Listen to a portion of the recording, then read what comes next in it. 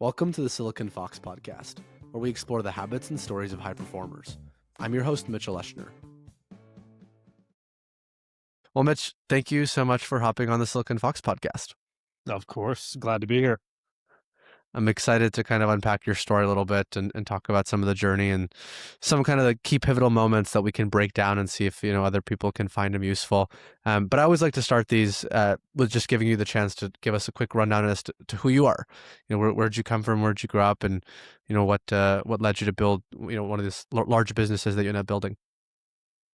Yeah, happy to share my story, and just good to be here with you, Mitchell, and to speak with your audience. I mean, this is I think, the most exciting time in terms of health, fitness, sport, human performance, and we're moving fast, but we're in the early innings of something that is going to be pretty incredible. So I know the folks that are your devoted listeners are big believers in the future and where technology can take us. And so I'm excited for the discussion, and would just invite anyone who is listening, if they want to follow up or have ideas or feedback or anything else, I would love to hear it. But I love it. background on me. So grew up here in the US, grew up in Virginia, was a baseball player growing up, not a particularly good one, but that was my kind of early life, grounded in sport, and all the kind of cliche values of sport were true of me, right? Learning hard work, learning teamwork, learning leadership, learning how to get cut from a team and how to win and how to lose and how to deal with bad calls from umpires, and right, all those life lessons were a part of kind of my foundation. So by the time I go to college and I'm thinking about careers and what I want next, I was kind of leaning into the data nerd in me, and really gravitated toward strategy and building, and loved the idea of how do we align the chess pieces, and that brought me to considering roles in business, in management consulting, strategy consulting, um, but ultimately met a few folks who were in the process of getting an idea off the ground. That idea became Teamworks, which is now known as the operating system for sport. We are kind of the back end tech stack for elite sporting organizations across college sports, professional sports, Olympics, and so on. And now do work in the military space as well. But I say ultimately all things that touch the athlete. So everything related to performance, to team operations, to scouting and recruiting, and so on. And so I spent a good 10, 15 years on the Teamworks journey, helping build that company. Sat in the chief operating officer seat for quite some time. So all things system, process, scale. I would say I was very much a revenue focused COO. So go to market, new market launch, spent a lot of time with sales, marketing, customer success, product success. And then slight pivot for me in 2020, we had reached a point of dominance in the North American market. We're starting to look at international opportunities.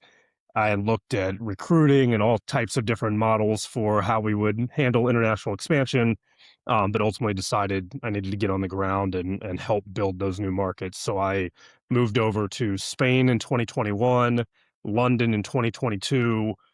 Great life experience. I knew it wasn't a permanent move, but just incredible opportunity to learn different business cultures and build a team and launch our products on the other side of the Atlantic.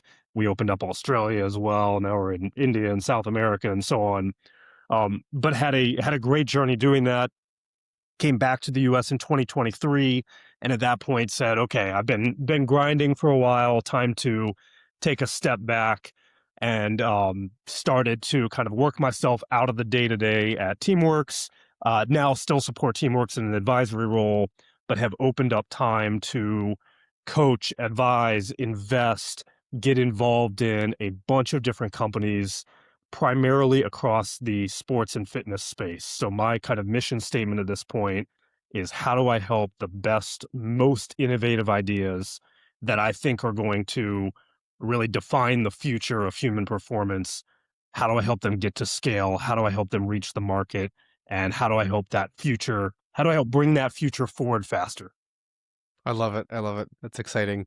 And so I actually want to even within the scope of this episode and what we talked about, I'm most fascinated by this kind of operator journey and the operator insights, maybe even with like the unique angle of sport. And so with that being said, you touched on your childhood a little bit, but just giving kind of some maybe persistent themes that came from the childhood that enabled this kind of, you know, even like just first principles as to what enabled you to be confident to take that first step to start the company, to start thinking about problem solving? What were some early on things that became really prevalent in life as you went through it, um, to start thinking from like a first principles problem solving mindset? Yeah, so the one that immediately jumps to mind that I preach often is the idea of cultures of excellence. And I think for those that came up in sport, you know it and you can feel it when you are on a team where everybody wants to reach a level of excellence, right? It is competitive in a good way, right? I want to be my best because the person beside me is great. And if they're pushing harder, I've got to push harder to keep up. And that makes someone else better. And when a team is operating like that, they're unbeatable, right? And so that's what we try to replicate at Teamworks. It's what I try to bring to all the other companies I'm involved in. If you can kind of channel that passion and channel the desire to win, which, cliche or not, is a very real thing that transverses sport and business. But if you have a room full of people that want to be great and want to win, you can do some pretty incredible things. So that was kind of the foundation of how I thought about culture, um, and was honestly what I was looking for in anything that I get involved in or um, am a part of building. That's kind of my litmus test for, is this going to be healthy? Does it have a chance of succeeding? And did you experience, I guess, examples of that early on in life? Was it like, was sport an example? I mean, you brought up that maybe you weren't the best baseball player, but was there just a strong desire to win and it didn't pan out? I guess like walk me through that. What I really want to get at, to kind of the bottom line here is, what are some of these things that people start seeing that's prevalent, that then when they go out to start their, their first thing, they see, okay, well, this is kind of, I'm pulling from life examples here as to where I described and showed these qualities? Or was it like, you became mature enough to the point where, that was the first time you saw that in you to go out and chase excellence? No, I think that that's pretty foundational. Not just from sports; it can be from academic experience or those that do music or whatever else. I think you can chase excellence in any number of fields. Um, One of the things that I think has defined kind of my business experience and that ties back to sport, it ties back to academia, so on, is the idea of pattern recognition, right? So the founders I work with, who I think are the most successful, who have the best chance of building something real and impactful, have a knack for seeing the current reality, even if it's a reality they haven't seen before, and recognizing, okay, I've seen patterns that look like this. I think I know what's going to happen next and I know what to do about it. Right. Especially as a first time founder, no matter how smart you are or how talented or, pick any adjective you want, if you're seeing it for the first time, it just takes too long to figure it out. So you can seek out mentors, you can read as much as possible, but ultimately your ability to see and assess quickly and define the pattern that's in front of you to determine where it's going to go, I think is extremely highly correlated with success. Yeah, I mean, it's an interesting point. It seems like a lot of these really high performing industries, whether it's, founding or, be venture capital or being a surgeon or whatever else, to some extent, Yep. especially when it's a net new, right? Seeing a net new business, seeing a net new patient that you've never seen before. Pattern recognition, synthesis, action, execution seems to be an interesting pattern that people follow. Um, well, cool. So I want to kind of now take it to the journey of, you started to realize these qualities about yourself, and the desire to do so. Sports was a passion. Walk me through the early days of founding Teamworks. What did you see? What was it? Problem first? Was it, I want to go build a company and here's what seems cool? And then you discovered the problem. How'd you go about that process? Yeah, sure. So I give a ton of credit to Zach Maritas, who is still Teamwork CEO today. He was playing football at Duke at the time, and the initial idea kind of came out of his experience of um, things that were inefficient in the operation, communication breakdowns, scheduling breakdowns, things that troubled him as a player or made his life more difficult. And so in a way, it was kind of the classic entrepreneur story of, we got to do something to make this better. This is a problem I want solved. I really got involved as an operating co-founder, right, to come in and help build the systems, to build the process, to say, okay, we think we've found something here. How do we truly define this problem? Now, how do we go talk about that problem? Now, how do we build a product and communicate the value of that product to the market so that they want to consume it and adopt it to address the problem? Um, I would say in those early days, one of the maybe most important lessons for me was around centering the problem and really selling the problem, right? I think a lot of companies come out and sell their innovation. I've got the best new idea, I've got the coolest new technology, I've got this amazing thing that is going to change the world, and maybe that's true and it will. But if the market hasn't acknowledged the problem yet, if they haven't bought into the existence of the problem and the importance of solving it, the solution means nothing. So I say in the early years of Teamworks, we really didn't do a ton of marketing and selling Teamworks as a brand or Teamworks as a product. We had to go out and market and sell the problem. We had to go to teams and say, hey, these are the breakdowns that we're seeing. Do you see them too? Is that a problem for you? Do you acknowledge that problem? How big is that problem? How much time is that wasting you? How painful is it, right? Really getting at the root of how these problems show up in the organizations we're trying to serve. And then marketing and sales becomes really easy, right? When the problem is defined and acknowledged and measured, then it's very easy to say, well, I've built a solution to that problem, and I think you want to take a look at it, right? Now, let's work through how will you adopt it and how will you apply it to your specific organization, right? Those are some of the classic B2B software adoption and implementation efforts. But that was really the story of the first couple of years, was going out and clearly defining and clearly highlighting the problems that existed so that the industry would no longer be comfortable staying in the status quo. How often do you think, and honestly, it'd be interesting to hear this because I see this from a health perspective. Mhm. So maybe if you see it in companies that you advise or with Teamworks, how often is it that the problem is maybe manufactured? I don't know what the right word is exactly, but in some cases, I think a lot of interesting businesses are built off of there's a really deep rooted problem. There's existing Mhm. inefficiency. You're somehow saving them money, taking a cost of that savings. You're creating net new impact, net new revenues. So they're looking at that and they're like, that's a typical kind of two sides of the spear. But sometimes and pretty often, much more relevant probably to health, just because there's so much more unknown, but you kind of create a problem. I'll give you an example. Yep. Yep. I think the CGM industry to some extent, right? Not all the way. Like there's a lot of really strong value in continuous glucose monitors, but to some extent, we had some businesses go out and say, "Hey, metabolic health is the biggest, is the biggest thing happening in the world right now. Everyone's chronically diseased. Go get a CGM." Well, one, CGM is one part of this metabolic health issue, and it was marketed as if the CGM would solve it. And two, if you're someone incredibly healthy, you didn't get much, output from that, right? You said, "Oh, maybe I'm pre-diabetic," but at that point you probably would have known. And then two, maybe you realize that a tomato spikes your glucose or something along these lines. Sure, Um, sure, sure. in Yep. that instance, great businesses were built when the problem was manufactured and sold, and they were great businesses. How do you think Yep. about that? How often do you think the trade-off happens there? Do you think great businesses can be built in both?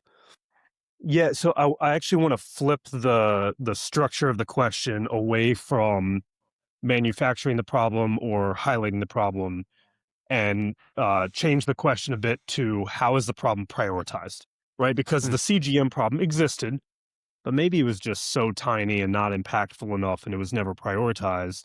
And what those companies did a great job of was getting the consumer market to actually prioritize it and spend money on it, right? So, yeah, for example, that's fair. I work with um, a company called HeadCheck Health that fantastic technology in the concussion management space. Well, in sports, that is very much a known problem. That is a prioritized problem. That is a problem that any I team know in contact, firsthand. right, contact sports, they will spend money to eliminate concussion mismanagement. That is an absolute need, highly prioritized. So, HeadCheck's mission then is not to go out and create demand and prioritize, get people to prioritize concussions. It's to make it easy for them to buy, make it clear that their solution fits the problem, make it easy to adopt, help them use the software the right way, et cetera, et cetera. Versus I talk to a lot of companies across the human performance space that, and maybe your, CGM example is a good one here, deeply backed by science, highly innovative, good tech, the research supports it, but maybe hydration science is number 19 on my list of things to solve, right? Before I spend money on hydration science, I'm going to spend money on sleep science and recovery. I'm going to spend money on strength or nutrition or speed or cognitive health, or pick whatever other category you want. And so I think part of the challenge for those companies is, all right, they've cleared the bar of this, it being real. It is a real problem. There is impact to be had. It is science backed. They've done their work. They've got PhDs behind it, whatever steps it took to get them to market. But now, is that marketable in a way that people will actually prioritize and spend money on? And does it move up their list of things they want to add to their product stack, tech stack, daily protocols, whatever it's going to be? Do you think that those businesses end up being sustainable? And then I guess if so, and I don't know if your experience here isn't too much, we can kind of move on to the a different component here, but I'm just curious as people start thinking about building in the operating space, because we're kind of focusing on this first section is defining the problem, and kind of Yep. before we get into really process-based things or even building process around defining the problem, right? Like I can make a very science-first coherent backing as to why tracking glucose not, continuously is so valuable. That's like a problem statement that we could probably make, but again, yeah, I think that's actually a really great phrasing of prioritization. How do you think companies should approach this? Do you think they should just be in the first camp of building something that is already a number one priority? And if not, what's your kind of 2 cents there? Yeah, I mean, so one, I would say being very, very focused and disciplined and detailed on how you segment the market, and segmenting the market by the problem to be solved, right? So often companies will segment the market by geography, by age, by demographics, whatever else, but saying, okay, in the glucose example, well, the diabetic population, type 2, has a very different problem to be solved than the healthy 25-year-old who's just curious about their data, right? Those are two different market segments. They need to be approached differently. They probably need different product positioning, different marketing, maybe different branding, who knows? Um, the other thing I would have companies like that think about is where do we fit in the broader ecosystem? In this case, the health, fitness, human performance ecosystem. Um, because you can make a choice to say, hey, our product standalone is so critical, at least to the market we're serving, right? If I'm doing glucose science for the diabetic population, that in and of itself might be a hugely valuable company for that population. It can stand on its own and support itself.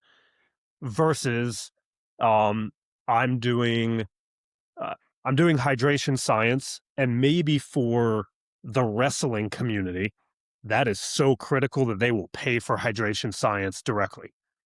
But for my average gym goer, they may not be paying for a standalone hydration tool. However, if hydration becomes available in my Aura app, in Apple Watch, with my Whoop, and they're able to tap into the broader ecosystem of data or health products, then maybe they're able to deliver that value as a part of a holistic ecosystem. So I look at that kind of industry mapping and say, is this something that is a true standalone value for value's sake that people will spend money on as its own product or service?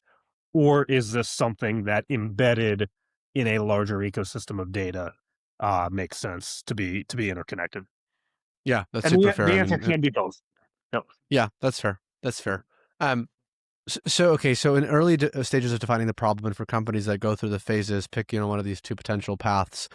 The next step is kind of getting in to some extent, and even getting into the rooms to find out the problem, getting in for these early pilots, these kinds of things.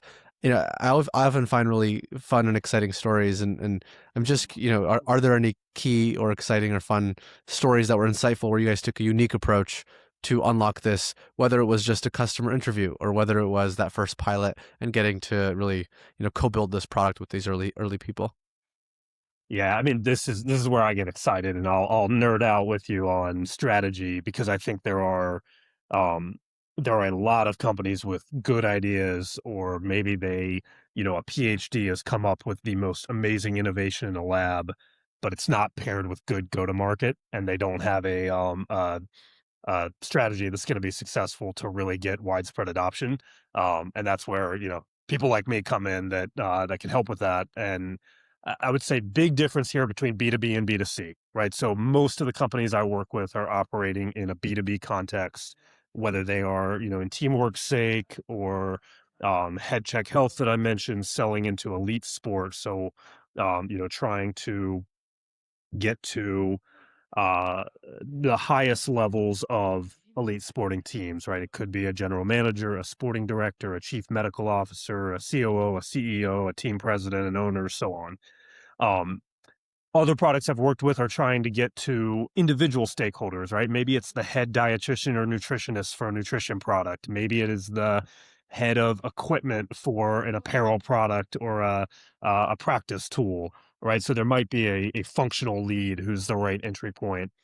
A lot of these organizations, when you think about elite sport, when you think about military, when you think about if you're selling to, a big national gym chain, these corporate environments are almost always going to have a consensus buying process in some way, right? There's not one person making the decision alone, as opposed to Mitchell, if I'm just selling you the newest wearable and you can Yeah. decide whether you want to buy it and put it on your body or not, right? One buyer, very different sales process, if you even call that a process. Whereas in these corporate and elite sport environments, you're really building a strategic map. You're navigating the organization and figuring out what are all the stakeholders involved. And in particular, in human performance, that entire map revolves around the athlete or the soldier or whoever the high performance individual is that you're trying to serve. So to give teamwork's examples, right, we always put the elite athlete at the center of that map. Around them would be functional leaders overseeing the medical department, the strength and conditioning department, coaching, scouting, so on and so forth. And then around them would be a business layer, right? There's a CFO who is going to approve purchasing. There might be a CTO or a head of IT who's going to approve what is integrated into their tech stack and how they think about their tech strategy. There might be a head of compliance or regulatory who is vetting every product and service they're engaging with, right? So we start with that kind of holistic map, and then honestly from there it's human to human, right? It's very relational. Well, This so is but yeah, go that ahead. that's like a big I think that's like a big one is okay, so that's a great like step one, identify the right people, identify who's what, where, when, act like your internal, you could probably figure this out with one or two orgs. But like even that peer to peer, I always find there's interesting, unique ways. I mean, were there interesting, unique ways that you guys got to people? Obviously, one of your co-founders was an athlete, so maybe there was some value there, bringing someone who was kind of on the inside of these things. How do you think? Because that peer-to-peer to everyone isn't so simple. How do I get in touch with the top 10 Yeah, yeah. CEOs of massive businesses? And then, maybe the second trade-off, am I ready for that, right? Because as like a earlier stage company is like, you need to start building these asymmetries and making them, efficient. But when do you do that? Do you do that beforehand when you don't have leverage? Do you do that when maybe it's too late that you do have leverage, but now it's not as relevant for you? How do you think about those kinds of things? Yeah, so access is everything, right? Particularly in small markets, closed markets, insider based markets, if you want to call it that. So at Teamworks, when we started by selling into college sports. And one of the reasons was we didn't have access to the pro market, right? You can't just call up the Yankees and get a meeting. You can't just knock on the door of the Dallas Cowboys, right? You have to build relationships and work your way in. So um, the teamwork story is very much based on referral, very much based on earning the trust of the market, right? It is not one of like, hey, we ran some amazing marketing campaign that got somebody's attention. It wasn't a PR strategy. It was show up at every conference, get introduced. We do well for one team.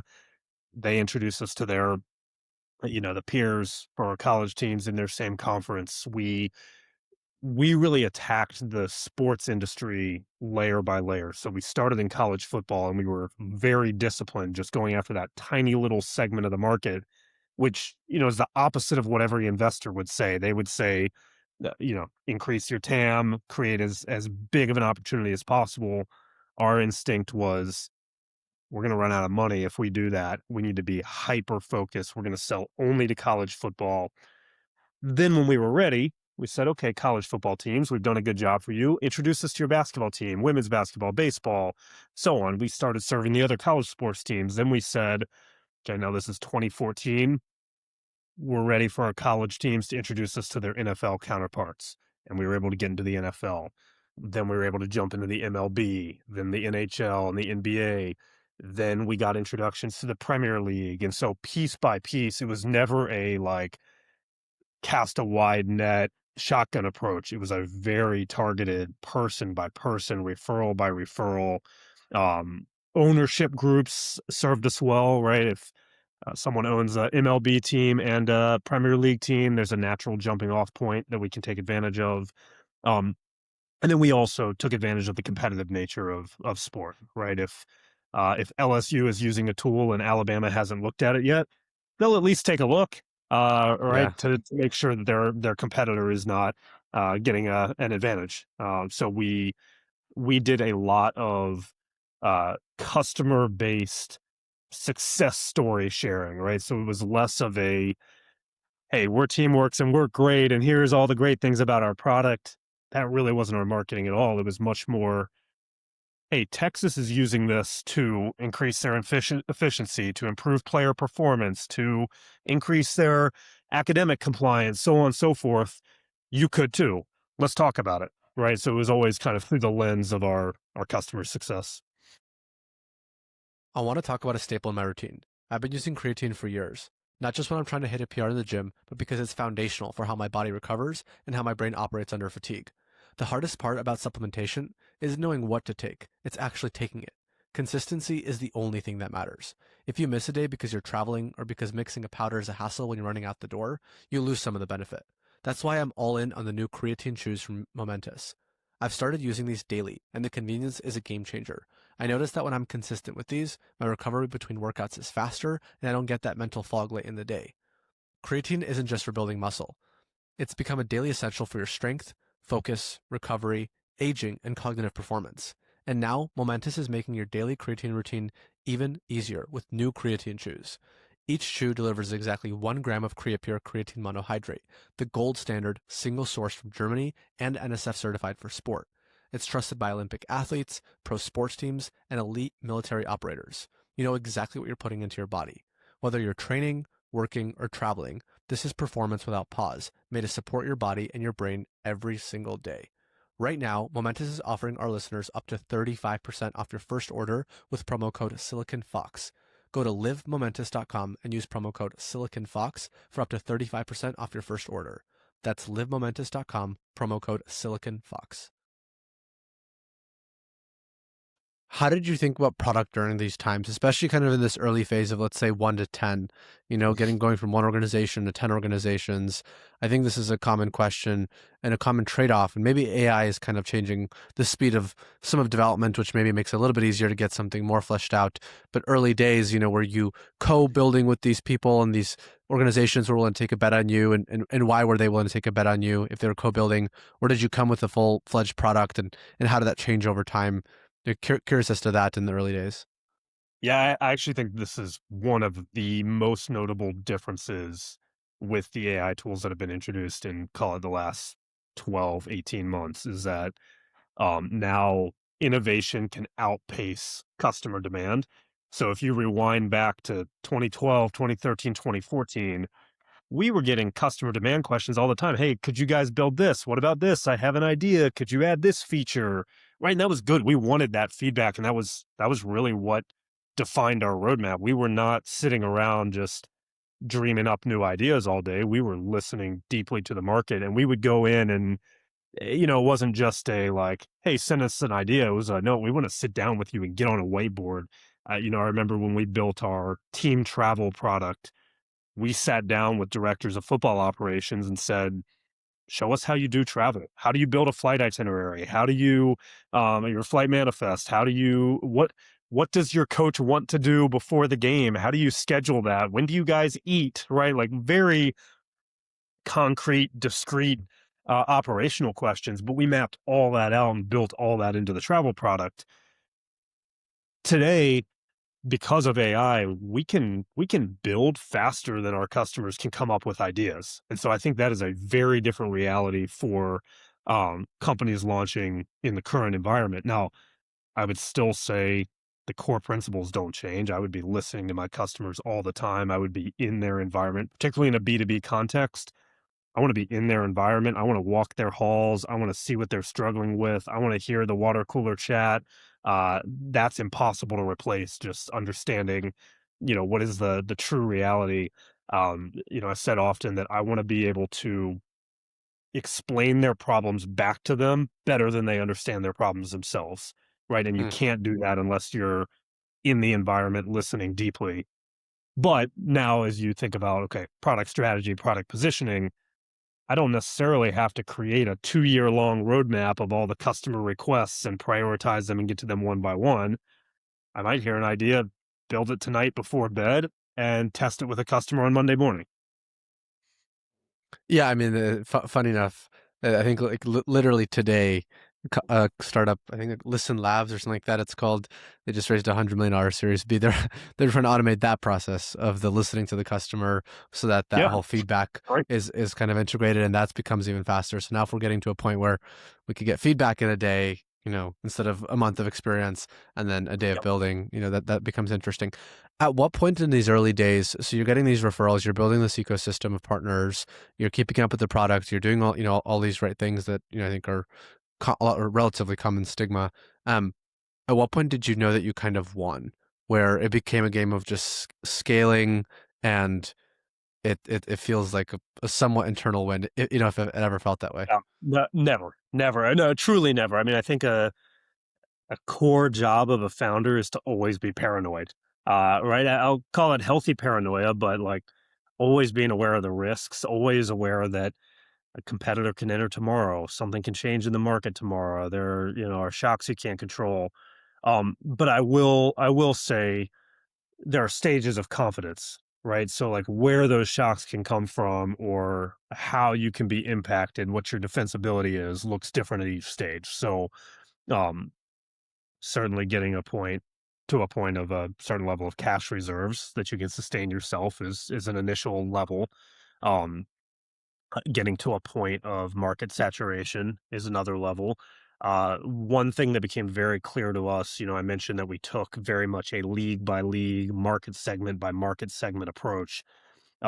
We saw the same pattern play out in each market segment where it was really hard to get that first client or two. You're looking for the innovators, the people that are willing to take a risk on something new, and then you slowly get a couple people to follow, and then suddenly you hit 10 to 15% of the market and you go from 15% to 70% overnight, right? There's the big center of the bell curve that, particularly in sports, it's a follow the leader industry. Everybody wants to close the competitive gap.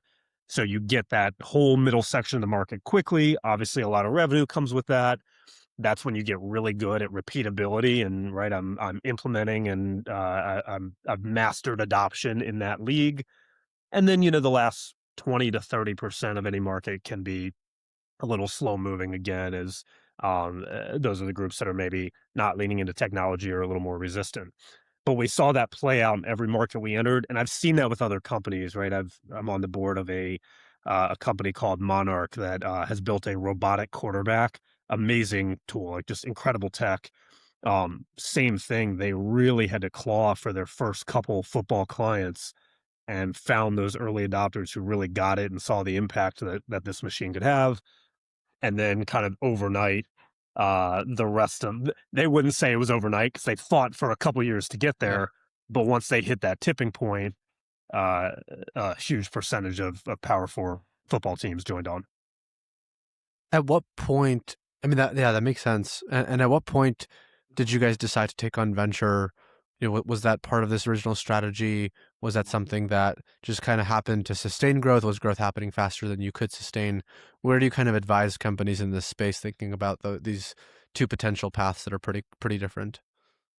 Yeah, so Teamworks did a little bit of both. We bootstrapped for up until 2016. So uh we had entered the college market and expanded into the NFL and the MLB and the NHL by that point. Um we had gone from selling to individual college sports teams to the entire athletic department in the collegiate space. So we got pretty deep into the industry through our bootstrapped efforts, through founder-led sales, an early sales team, kind of small but mighty early group. um, and then in 2016, really our decision to raise was about repeatability and scale. Right, we had showcased that we now know how to sell an entire collegiate athletic department with all of their sports, and so it's time to scale up sales folks, marketing, customer success. And at the same time, we were opening up a much larger product vision. So we kind of had the initial product that we had built around team communication, team operations that was doing really well. Um, but we saw a much larger product ecosystem we wanted to go after, and knew that it was going to require capital to bring that to fruition.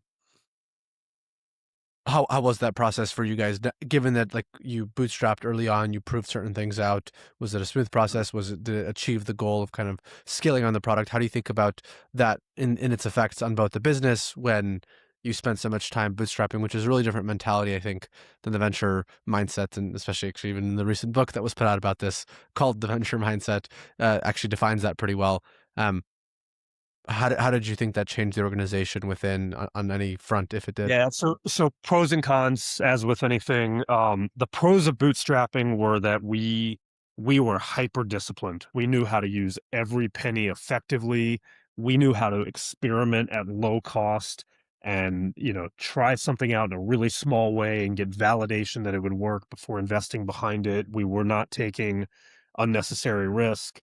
Um, so I think by the time we were ready to fundraise, we had laid a base of really solid systems and processes and good kind of a disciplined culture around how we ran the business. Um,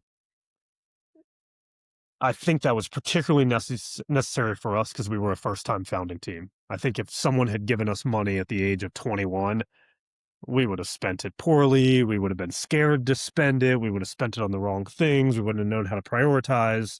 Um, Certainly if I were launching company number 2 or number 3 or number 4, I would have the confidence that I could raise money earlier and hopefully spend it wisely and drive growth a little faster. But for company number 1, young first-time founders with plenty of mistakes to be made, I think bootstrapping was absolutely the right choice for us. By the time we raised, we still kind of had that experiment small mentality in mind. So, for example, we wanted to scale out the sales team, but we started with just a couple people. We hired people with different backgrounds from different professional experience, different industries, some from within sports, some from tech outside of sports. And we really wanted to see kind of what's going to work best and then scale that out. So a lot of those same principles applied, even though they were able to be, scaled up with a larger dollar amount once we raised. Yeah, I mean, I think it's interesting today's macro of what kind of the founder archetype looks like and building some of these really fast growing and big businesses. And one of the things that comes with that I think you may have some interesting things to say, especially from like a process first perspective, is culture. You know, uh, internal team building. You touch on a little bit, but you guys built this business out from young bootstrap to venture scale and achieving that venture scale. How did you think about team culture process this whole time? Where were you learning things from? What were you implementing? What did you end up landing on as your core principles as you think about these kinds of things? And for other operators listening to this, maybe some useful takeaways as to how they can think about building out their own frameworks and culture and mechanisms and so forth. Yeah, I think what we knew best was sport, right? So I think we kind of naturally uh, wanted to approach this like a team, right? Like a group of people who were committed to each other, who were just in it to win, who didn't care about kind of individual glory, just wanted to chase championships, right? So I think that that foundation kind of set the tone for the culture we would build. Um, we did start to formalize operations and culture. We used EOS. There are other frameworks out there. We kind of ran EOS by the book for a bit, and then uh, kind of did a little more picking and choosing of the parts that were most effective for us. Um, Once we started scaling, I would say, by the time we raised a Series A, we had really started to get intentional about turning culture into repeatable process, right? So that it's not just an intangible, it is a series of practices, a series of habits, a series of traditions, and people can feel that rhythm in the same way we can feel an operating rhythm, and we know what our meetings are and our stand-ups and whatever else. We also feel the cultural traditions, and we know when certain things are celebrated for a certain reason, or we know the way that when a new recruit walks in the door, we want them to feel our culture. And I always said I want someone to be able to describe our culture and our values from walking through our building, even if I never told them what our culture and our values were, right? That's kind of the test of like, is it living and breathing in a way that is true to what was designed? What were they? I mean, what were some of those kind of cultural values that you guys built, and why? Yeah, so our original 3 were hard work, humility, and honesty, right? We wanted a culture that was no BS, no beating around the bush, no political games, just get the truth on the table so we can all address it and solve the problem. Um, Humility was a big one for us, right? Again, back to that team experience, right? No one's in it for themselves. We're here to win together. And then hard work. We were really honest with the people we were recruiting that we're trying to do something that's never been done before. We're building the first product in a new category. This is not, right, we're not following someone else's playbook. There's no second mover advantage here. We're going to have to work really, really hard to make it happen. And that's part of what we all signed up for. So those 3, we lived by from the beginning.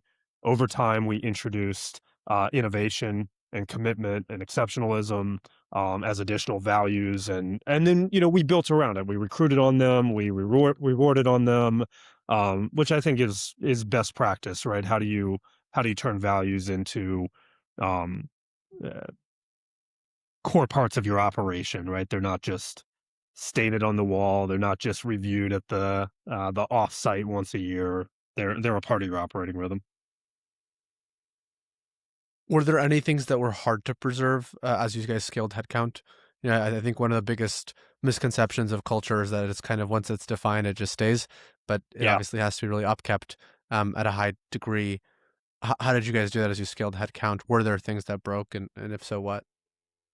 Yeah, so the scale was a part of it. Also for us, we were scaling during the pandemic and went remote, right? So we had to think a It's a lot big one. about what does culture look like post 2020.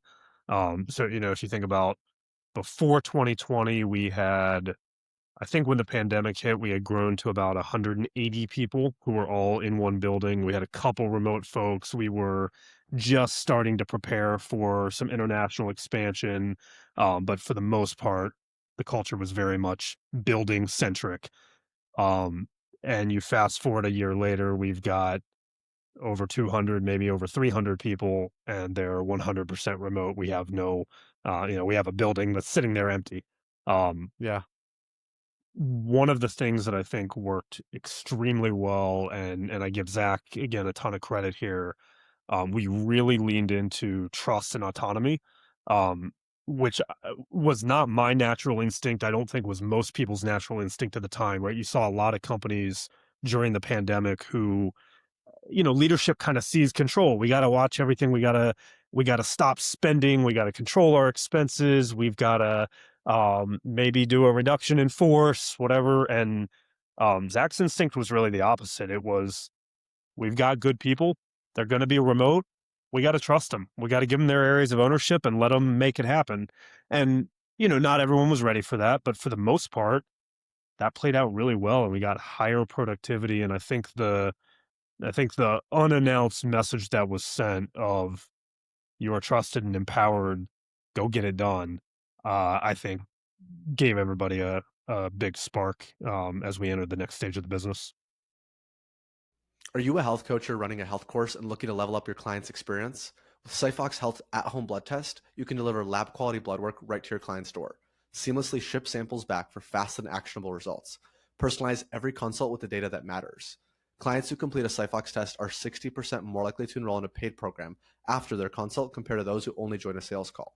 If you're ready to give your clients the edge, go to cyphoxhealth.com/partner. And as a Silicon Fox podcast listener, enjoy 10% off your first bulk order. How do you think about process when it comes to autonomy? I guess I constantly get this feedback and or even just advice on structuring orgs and teams, especially in high performing industries or high performing companies that are moving fast. Is you hire the smartest people, you give them autonomy on what to do, but then if you give them your own process, it's not really giving them autonomy. So they all build their own processes. How do you manage a subset of 10 different processes of 10 different people that all have their own way, without infringing on their autonomy? Yeah, so clear separation for me between builder roles and manager or scaler roles, right? So for example, if I'm hiring someone, and this is outside the Teamworks context, this could be with any company, but I want you, Mitchell, to go launch my product in Asia for the first time. It's never been done before. I don't have a playbook for Asia. You're a builder. You got to go figure it out. I'm asking you to be a pioneer. I'm asking you to go explore a new market. There may not be any highways, and you got to figure out how to walk down the dirt path and just make it happen. Now, while you're doing that, I want you to take all the notes and do all the research and build a playbook so that other people can come follow you.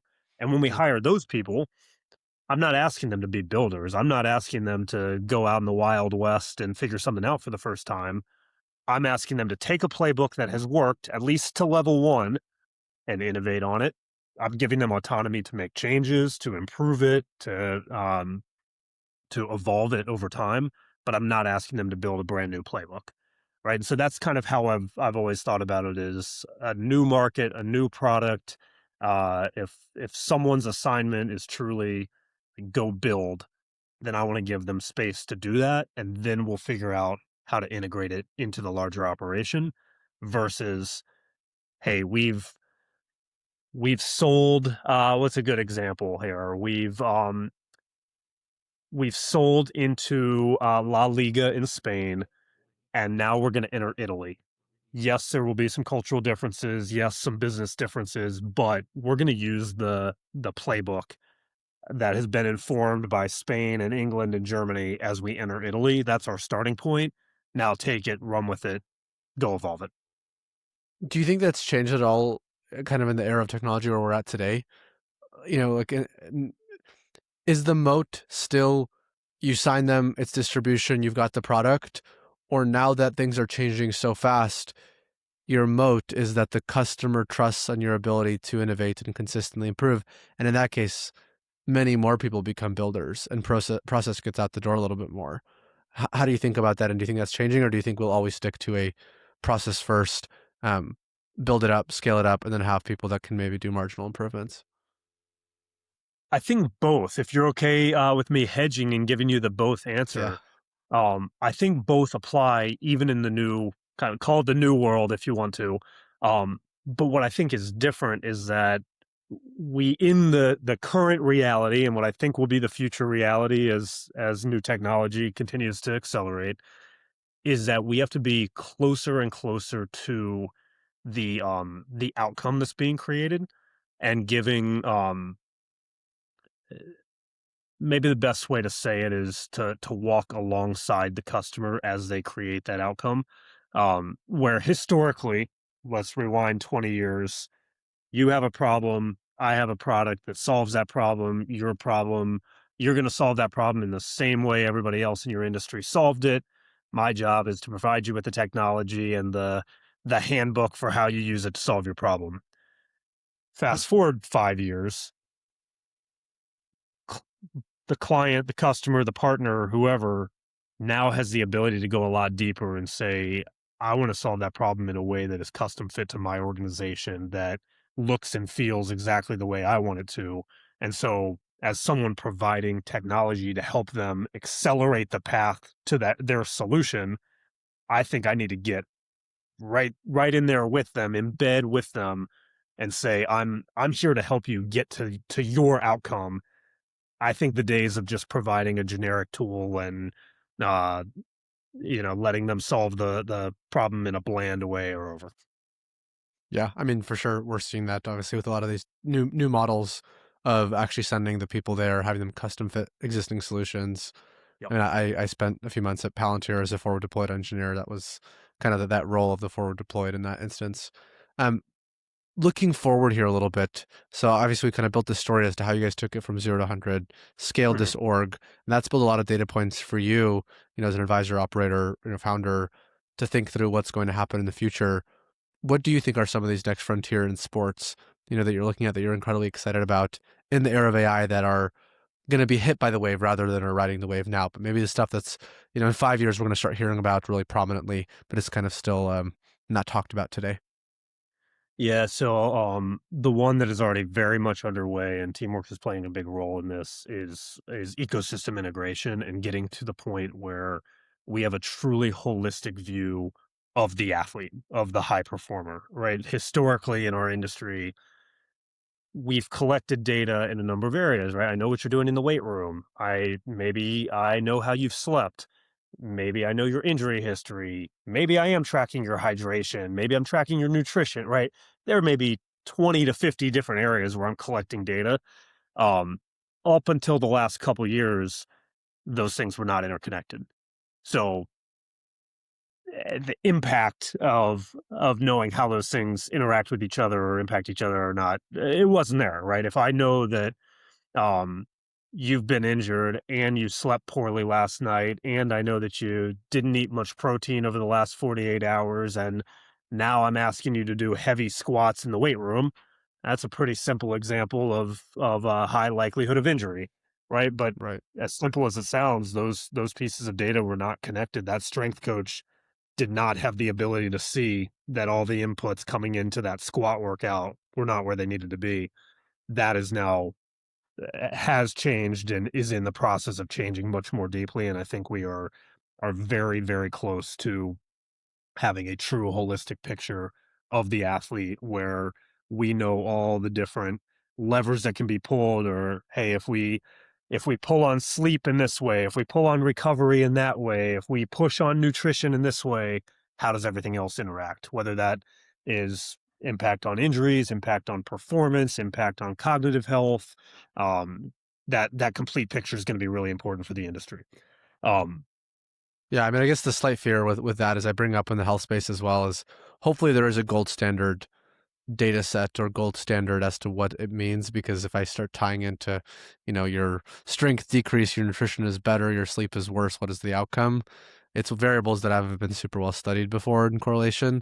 So seeing how that stuff plays out is interesting. But sorry, go ahead. You were saying. Yeah, well, it's early and it's a industry-wide effort, right? Because the data set has to be large enough to drive real correlation, right? Which is why a single individual, if I'm a basketball team and I have 15 players, that's not a big enough data set for me to make a prediction about one player.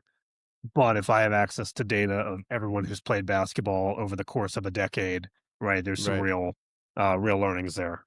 Um, I think there are some categories that have been underserved that will be prioritized. So, just looking at the pattern of our industry and thinking about kind of the human performance space in particular, you've seen technology, and really not just technology, but buy-in among the market went through this pretty rapid wave in the strength and conditioning space, right? Where we got really technical about how we're programming workouts and what we're measuring and what does it take to make you, the athlete, stronger and more prepared for whatever sport you play. We saw that same pattern happen, call it 5 years later, with nutrition, right? We're now very scientific, highly measured about what's going in your body.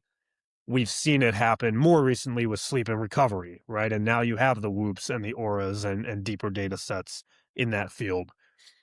I would say we are at the very tip of the iceberg on mental health and cognitive performance. Um, there are some great startups out there doing good work in the space, but it's still early days. And they're innovating fast, but the market has not fully. I think the market's aware that there is a need and opportunity there, but the market hasn't coalesced on, hey, here's the science we're going to follow. Here's how we're going to measure cognitive performance. It's going to be a core part of our approach. I think they will in the next couple of years. Um, I'm on the advisory board of a company called the Universal Speed Rating. They're doing the same thing in the speed field, right? So strength took off. Speed is still relatively old school, right? We're measuring it by the 40-yard dash and the 100 Mhm. meter. But the speed of a volleyball player versus the speed of a NFL linebacker, that's a totally different type of speed that needs to be measured differently and optimized for their sport and their position. So companies like Universal Speed are working on that. I think that's an area that will take off. Um, Other than that, I don't know. I would look to what's happening in research labs, right? The head check, the concussion company I mentioned, that came out of a research lab. Those PhDs who found a better way to assess and manage concussions. Now, how do we turn it into a commercial product that people can consume and benefit from? That's always the next step. They're doing it and doing it well. I think there'll be a lot more of that. I think as you look at, what are the partnerships between the for-profit sector and universities or research institutions, it's probably where a lot of the next ideas are going to come from. Yeah, I mean, that's fair. I think we see that a lot in the sports space, at least, or at least maybe I have some implicit bias here talking to some of these labs. But the more and more I'm talking to labs, there's labs that are specifying, or research labs that are specifying in different parts of human performance for the sake of military use cases, pro sports use cases, et cetera. And actually starting to carry out much more scientifically granular experiments. 'Cause I think one of the biggest problems in this industry, and I mean, you've been here much longer than I have, so I don't know as much, but um, it has been just like this. You build on a foundation of someone who's kind of respected, but didn't do things in a very scientific method, because probably some of the real greatest scientists go after much more deep tech, biotechy type solutions. And so there's just like a net challenge of like net quantity of good science. And so we take the little that we have and we treat it as a gold standard. We build off of it. We look back 10 years later and say, what was that? And now I think we're kind of seeing the sports space. It's become a little bit more attractive now that there have been some companies like Teamworks and so forth that have succeeded. And so you start to see, yeah, I mean, there's also that headgear tech. I don't know if you read about it. That was, I don't remember what it was. They were doing something with like headgear tracking, but it was a China infiltrated on a Harvard lab and posed as a Harvard lab and got I into a see. bunch of athletes. Yeah, and that was like definitely got a few scares, but I think a lot of people were excited Wow. about what it posed it could have done had it been Yeah. deployed, in a healthy way. But no, point taken. I mean, I think, look, sports has always been a fun market, a sexy market that people wanted to work in. But now it is a real economic heavyweight market, right? There's real money to be made in sport. The valuations of professional teams are through the roof and have grown like Right. crazy. As an asset class, sport is growing like crazy, and so I think that's naturally going to attract more and more innovation, and I think it will attract the bigger companies, right? For 15 years ago, for an Apple or an Amazon or a Google to spend time on sports didn't really make sense. It wasn't a big enough segment for them. Now it very well may be, right? And I hope that you see the resources of big companies and the startup ecosystem being poured in. The one other point I'll make that I think could really open up innovation is that historically there's been kind of a one-way linear path of innovation from either elite sport or military to the broader population, right? Something is tested in the NFL and it works. And then now, okay, here's maybe a watered down version that everybody can use in their local gym or at home or whatever the case is. It was extremely rare to see something go the other way. I think now AI plays a role in this, but also just being able to attack a large volume of a consumer market that is interested in health, investing in health, paying for wearables, paying for health experiences, right? I think call that a generational difference, call it certainly internationally, right? Larger middle class population in China and India and the rest of the Eastern Hemisphere that are investing in health products. But as a result of that, I think there will be new innovation and new companies launched that are actually consumer products first, and then elite sports teams are saying like, "Hey, we need those on our like. Why would we not have that on our player? Let's start using that." Yeah. No, I mean, I'll back that thesis. That would be positive for my own interests. So your question for you on teamworks as well. So, given that a lot of what you talked about now and the state of AI today, and some of what you've seen today from businesses, a lot of the takeaways you've had as well. How do you start a teamworks today? What would you have done differently? That's a huge question. Probably a lot of things. Well, give us the But biggest, most, yeah, or maybe the so I most think granular examples. um, I would not change the disciplined approach. I think had we gone wide, even if we had raised a lot of money, we would not have gotten deep into each league in each market segment and truly understood the need. So if I were starting something new today, um, in whatever product category in this space, that's I guess kind of a core philosophy I would live by is like I want to get as close to the customer as possible. I want to understand their problem fully. Um, I would probably change and accelerate the way we were able to implement innovation, right? Just getting new products out the door. I think we naturally had a lot of fear in the early days of kind of the high pressure moments in sport, right? If you introduce a bug on the day before March Madness starts, and that impacts basketball teams, you got a major problem, right? If we Yeah. introduce a bug, or even not a bug, if we just change the way a workflow works, even if it's for the better on our NFL teams in the middle of playoff season, no way, right? Yeah. But we so I think we had to be very cautious about when we introduced change. We had to put a lot of resource into getting in touch with everybody and making sure they understood the changes that were coming. I think we could have been a little riskier with that, and I think now there are tools available to communicate in mass and walk people through those changes in a smoother, more efficient way. So that I think is something that could easily be sped up. Um, Outside of that, I think like leaning into the customer, leaning into the relationship, leaning into eh, true value delivery and adoption, right? Thinking about the clients that were maybe the true innovators who said, "I want to use every single feature you built," versus the ones that said, "Oh, I'm happy to use 10% of what you offer, and that's good enough for me." I probably would go back and push a little harder on that second group and say, "No, there's more value here. How do I get you there?" Yeah, that's fair. And I think we'll start seeing companies do some of these things and implement that first now that they're living in this day and age and this stage of technology. You kind of mentioned this with some of the things we forecasted in this industry, but maybe even more broadly, what gets you excited nowadays? I mean, you're advising on a bunch of businesses and you're talking a little bit about tech here and committed to sports and fitness, as you said. So maybe that's redundant, but are there any other things that you're super excited about and thinking deeply and spending a lot of time on? Yeah, so I've committed my time to two areas. Obviously, sports and fitness being one of them. The other being food security, just doing some work in kind of the nonprofit and policy space there that I love it. is, outside the audience of this podcast, but is a deep area of passion and interest for me.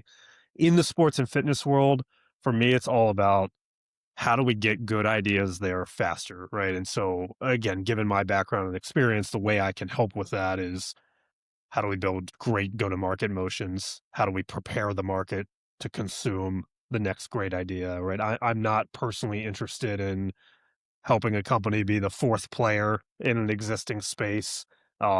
There's good strategy there. There's money to be made there, but I want to dive in with the people who are taking big swings and trying to bring new ideas to the forefront. And those are the things that the the business and data nerd in me gets excited about. The impact and call it mediocre athlete in me gets excited about.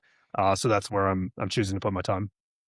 Wait, and so on the food insecurity, I definitely think it is to some extent of interest. What are you doing there? What's kind of the big focus there? Is that food insecurity for underserved populations? What do you or what is it for? Yeah, so I mean, just on a personal level, I think it is the most fundamental uh, failure as our modern society, right? That we have enough resources, we have enough food in the world, and some people don't get them, right? Like the idea of Yeah. a child, particularly in the industrialized world, missing a meal in 2026 is just unacceptable to me. And so that is a when you think about the problems that keep you up at night and bother you enough that you've got to do something about them, that is clearly at the top of my list. Um, Lots of cool stuff happening in the space, right? You have kind of traditional food banks and local efforts to get food to people in need. You have the international space, right? When there is a famine or a natural disaster, that tends to be much more logistics and supply chain and systems problems to be solved. You've, of course, got the policy angle and what each country and state and locality is doing to support people in need. Um, and then you've got a really cool innovation and tech space that I think is, really, really opened up in call it the last 5 years. I think COVID was an accelerator to food tech. Some of that is on the agriculture side, thinking about what are the food products of the future, how do we grow more efficiently, how do we get more resilient to weather patterns and climate change. Some of that is actual distribution, right? Like apps that help restaurants give their leftover food that's going to go bad to local food banks and making sure the food gets picked up and delivered to the people that need it on time, right? Um, I certainly don't want to speak as an expert. I'm in the very early days of exploring the space and just helping how I can, but thinking about where I want to put my time and money, this is a an area of clear need. No, I love it. I mean, super, super impactful and definitely not talked about, at least in the circles that, I've been around in the recent time. Well, Mitch, thank you so much for hopping on the Silken Fox podcast. This was Great a great conversation. conversation. Loved it. Appreciate it. Awesome.